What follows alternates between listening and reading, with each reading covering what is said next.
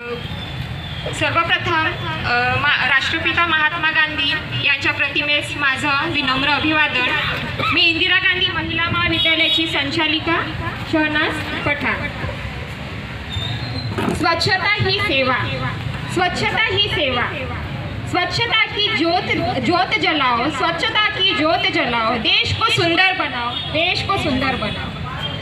समाजाला स्वच्छतेची शिकवण देणारे संत गाडगेबाबा, राष्ट्रपिता महात्मा गांधी तसेच राष्ट्रसंत तुकडोजी महाराज यांनी आपल्या समाज प्रबोधनातून जनजागृती केलेली आहे।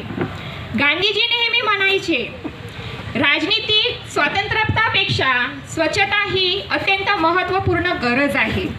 जर आपल्या देशाला, आपल्या समाजाला जर घडवून आणायचं असेल तर प्रत्येक नागरिकांचे, विद्यार्थ्यांचे सहकार्य असणे अत्यंत गरजेचे आहे। त्याचप्रमाणे आज आपण जी क्लीन इंडिया मिशनची मोहीम राबवित आहोत, म्हणजे स्वच्छ भारत अभियान, तर आज आपण खूप चांगल्या व्यवस्थितरित्या राबवलेली आहे। स्वच्छता है महान अभियान, स्वच्छता है महान अभियान, स्वच्छता में दीजिए अपना योगदान, स्वच्छता में दीजिए अपना योगदान। एक सुंदर गांव, एक सुंदर गांव, एक स्वच्छ सुंदर गांव, एक स्वच्छ शहर, एक स्वच्छ राज्य म्हणजे एक स्वच्छ देश होय।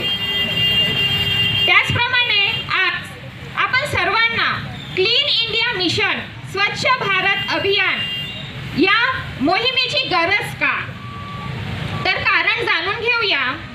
कारण गांधीजी नेहमी म्हणायचे, आपलं शौचालय हे ड्रॉइंग रूम सारखं स्वच्छ असलं पाहिजे। तर एक छोटंसं उदाहरण बघूया। एक दवाखाना, हॉस्पिटल, जनरल रूमचा चार्ज आहे 4000 रुपये आणि त्याचप्रमाणे स्पेशल रूमचा चार्ज आहे 6000 रुपये। कारण का? फक्त अस्वच्छता। कारण काय? तर फक्त अस्वच्छता।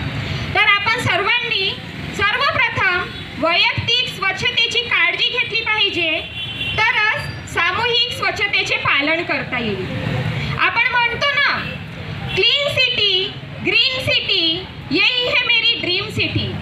कुठे आहे? एक साधारण नागपूर ते मुंबई जाण्यास आपण प्रवास करतो।